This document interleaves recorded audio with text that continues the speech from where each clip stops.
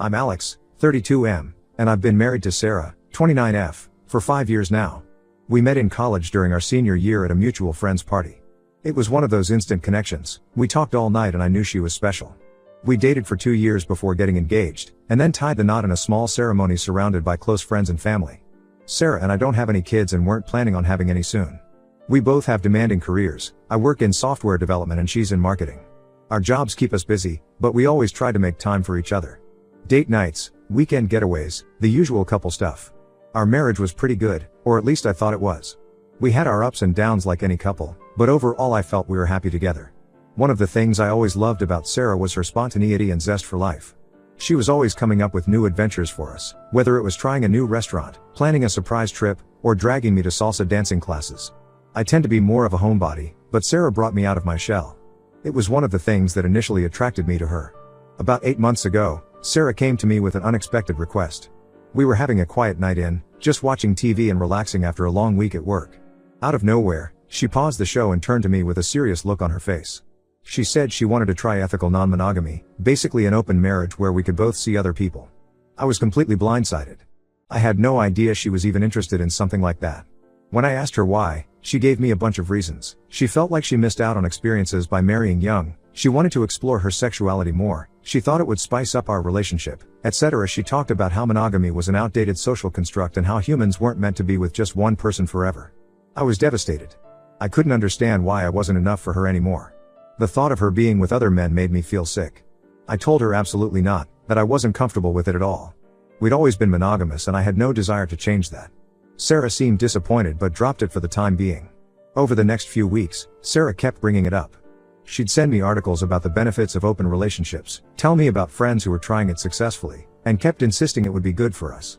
I still wasn't convinced, but she was relentless. I started noticing changes in Sarah's behavior too. She was going out more with her friends, coming home later than usual. She became more secretive with her phone. I hate to admit it, but I started to get suspicious. Was she already seeing someone else? Had she cheated on me? I never found any concrete evidence, but the trust between us was eroding. Finally, after about a month of this, she gave me an ultimatum: either we try ethical non-monogamy or she wanted a divorce. I was shocked that she would threaten our entire marriage over this. I loved Sarah and couldn't imagine my life without her. We'd built a life together. Our home, our friends, our routines. The thought of divorcing was terrifying. I spent days agonizing over the decision. I talked to my best friend Tom, 33M, about it. He thought I was crazy for even considering it, said Sarah was being selfish and manipulative. But he didn't understand how much I loved her and how scared I was of losing her. In the end, against my better judgment, I reluctantly agreed to give it a try. We set some ground rules: no bringing people to our home, getting regularly tested, being honest about our activities, etc. Sarah was thrilled when I agreed. She kept saying how much this would strengthen our relationship and bring us closer together. I wanted to believe her, but I had a sinking feeling in my gut. For the first couple months, Sarah dove right in. She was going on dates constantly, sometimes 3 to 4 nights a week. She'd come home late, sometimes not until the next morning. Meanwhile, I was struggling. I had no interest in seeing other women, but the loneliness was killing me. I'd sit at home, imagining Sarah with other men, driving myself crazy with jealousy and insecurity. Sarah always seemed so happy and energized when she came home from her dates. She'd try to tell me about them, thinking it was good to be open, but I couldn't bear to hear the details. I felt like I was dying inside but tried to put on a brave face. I didn't want Sarah to know how much this was tearing me apart. Things at work started to suffer.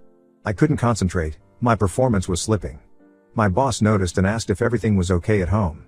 I lied and said everything was fine, not wanting to admit the truth. Eventually, my friend Tom convinced me I should try actually participating instead of just sitting at home. He said if Sarah was out having fun, I should too. He helped me set up some dating app profiles. To my surprise, I actually got quite a few matches. I went on a few casual dates but didn't click with anyone. It felt strange and wrong, like I was cheating on Sarah even though I had her permission. Then I met Becca, 28F. We matched on Tinder and decided to meet for coffee. From the moment we started talking, I felt a connection. She was smart, funny, and easy to talk to.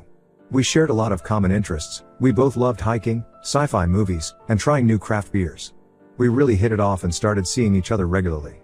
Being with Becca made me feel attractive and desired in a way I hadn't in a long time. The sex was incredible too. For the first time, I started to think maybe this open marriage thing wasn't so bad after all. I found myself looking forward to my dates with Becca, counting down the hours at work until I could see her again.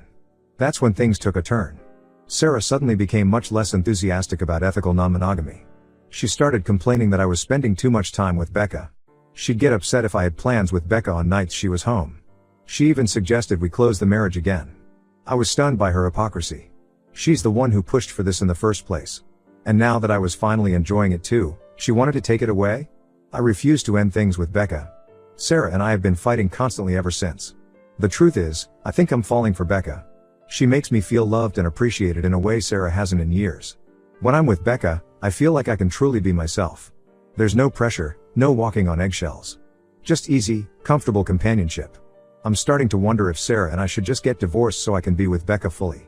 But I'm torn. Sarah and I have built a life together and walking away from that isn't easy. We have history, shared memories, intertwined lives. Our families are close, we have the same friend group. Divorcing wouldn't just mean leaving Sarah, it would mean upending my entire life. I don't know what to do. Did I handle this all wrong from the beginning? Should I have just said no to the open marriage idea entirely? Am I the asshole for refusing to close our marriage now? Any advice would be greatly appreciated. I feel like I'm drowning and I don't know which way is up anymore. Update 1. It's been about a month since my last post and things have only gotten worse between Sarah and me. The fighting has escalated to the point where we can barely be in the same room together without it turning into a screaming match. Our once peaceful home has become a war zone. Sarah is now demanding that I break things off with Becca immediately. She says she made a mistake pushing for ethical non-monogamy and wants us to go back to being exclusively committed to each other. But I just can't bring myself to end my relationship with Becca. The more time I spend with Becca, the more I realize how unhappy I've been in my marriage. Becca listens to me, supports me, and makes me feel valued. With Sarah, I constantly feel like I'm walking on eggshells, never knowing what will set her off next. I've started to reflect on our relationship history, and I'm realizing there were warning signs I ignored. Sarah has always been somewhat controlling, always wanting things her way. When we first started dating, I found her take-charge attitude attractive. But over time, it's become suffocating. She decided where we'd live, what car we'd buy, even what we'd do on weekends. I went along with it because I wanted to make her happy, but I've lost myself in the process. There was an incident a couple years ago that I'm now seeing in a new light. Sarah got a job offer in another city and just assumed I'd quit my job and move with her. When I expressed hesitation, she accused me of not supporting her career. We had a huge fight about it. In the end, she turned down the job, but she held it over my head for months, making me feel guilty for holding her back. Now I wonder if that was the beginning of her resentment towards our marriage. I tried suggesting couples counseling to Sarah, thinking maybe a professional could help us work through this mess. She refused, saying therapy is a waste of time and money. She's convinced that if I just cut off contact with Becca, everything will magically go back to normal. But I don't want things to go back to how they were before. I realize now that Sarah and I have had problems for a long time that we've both been ignoring. The open marriage experiment just brought them all to the surface. I've started seriously considering divorce. I know it won't be easy, but I'm beginning to think it's the only way forward. Sarah and I clearly want different things now. She wants monogamy again, while I've discovered that ethical non-monogamy actually works well for me. I spoke to a lawyer last week to get some preliminary advice on how a divorce might play out. Sarah found out somehow and completely lost it. She accused me of betraying her and threw me out of the house. I've been staying with my brother Eric, 35M, for the past few days. Eric has been a godsend during all of this. He's letting me crash on his couch, listening to me vent, and offering advice. Eric and Sarah never really got along. He always thought she was too controlling for me. Now he's saying I told you so, which isn't exactly helpful, but I know he means well. Eric thinks I'm crazy for even considering staying with Sarah after everything that's happened. He says she manipulated me into the open marriage, then tried to manipulate me back out of it when things didn't go her way. Part of me knows he's right, but another part still loves Sarah and grieves for the relationship we once had. Becca has been incredibly understanding and supportive through all of this. When I told her about the situation with Sarah, she offered to step back if that would help save my marriage. Her selflessness only reinforces my feelings for her. But I told her I didn't want to lose her. We're still seeing each other, though less frequently now that I'm staying at Eric's. I'm at a crossroads and I know I need to make a decision soon. Do I try to salvage things with Sarah? Or do I accept that our marriage has run its course and move on? The thought of starting over is terrifying, but staying in this miserable situation seems even worse. My parents called me yesterday after hearing about the separation from Sarah. They're worried about me and don't really understand what's going on. They keep asking if Sarah and I can't work things out. They adore Sarah and I think they're struggling to accept that our marriage might be over. I haven't told them about Becca yet. I'm not sure how they'd react. Work has become my only escape from all of this drama. I've been throwing myself into projects, staying late at the office just to avoid going back to Eric's empty apartment. My boss has noticed my increased productivity and hinted at a possible promotion. At least something in my life is going well. I miss my home. I miss my old life. But I don't know if I can go back to it, or if I even want to. Everything has changed and I don't know how to move forward. I feel lost and confused, torn between my history with Sarah and my feelings for Becca. Whatever decision I make, I know someone is going to get hurt. I just hope I have the strength to do what's right, whatever that may be. Update 2. It's been 2 months since my last update and a lot has happened. After much soul searching and many sleepless nights, I finally made the difficult decision to file for divorce from Sarah. The final straw came when I found out Sarah had been bad-mouthing me to all our mutual friends, painting herself as the victim and me as the villain who destroyed our marriage by falling for another woman. She conveniently left out the part where she was the one who pushed for ethical non-monogamy in the first place. I realized then that I could never trust Sarah again.